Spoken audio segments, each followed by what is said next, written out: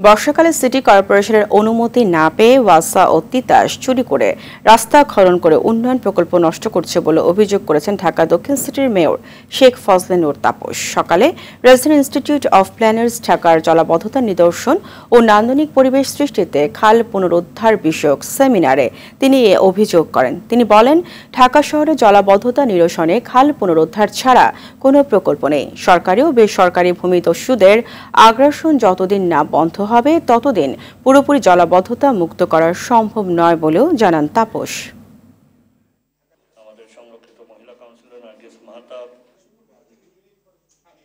যখন তারা আমাদের ক্ষেত্রে তারা উপলব্ধি করে যে এই বর্ষা মৌসুমে তারা অনুমতি পাবে না, আমরা যখন কঠোর হই, না হলে তখন তারা এই চুরি করে এভাবে আমাদের সড়কগুলো ধ্বংস করেন অথবা আমাদের ঊর্ধ্বতন